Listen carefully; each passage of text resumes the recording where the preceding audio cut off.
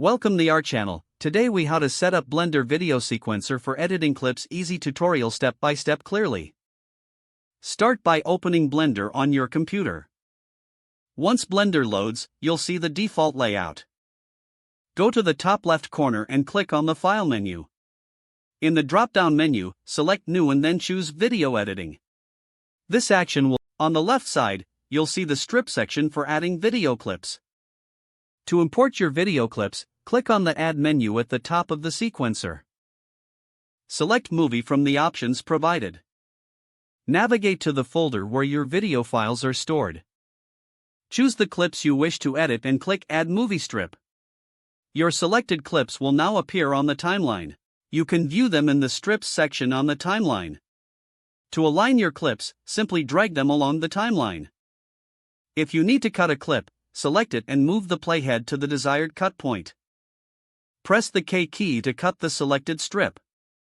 To trim a clip, drag the ends of the strip to shorten or extend its duration. If you want to add transitions, overlap two clips on the timeline slightly. With both clips selected, go to the Strip menu and select Add, then cross for a crossfade transition. Adjust the duration of the transition by dragging the edges. To add audio, use the same Add menu and select Sound. Choose your audio file, then click Add Sound Strip. This audio will now appear in a separate strip on the timeline. Adjust the audio levels by selecting the audio strip and using the volume control in the Properties panel. Preview your edits by clicking the play button located on the timeline. If you want to render your final video, go to the Render menu at the top.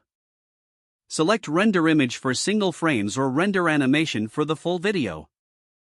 Before rendering, make sure to set your output folder and file format in the Properties panel. Click on the Output section to adjust these settings. Once you're satisfied, click on the Render button to start the rendering process. After rendering, your edited video will be saved in the designated folder. Now you're set to explore further editing techniques in Blender's video sequencer. If the page does not load, refresh the browser or try again in a private or incognito window. Don't forget to like this video and subscribe to our channel for more step-by-step tech guides.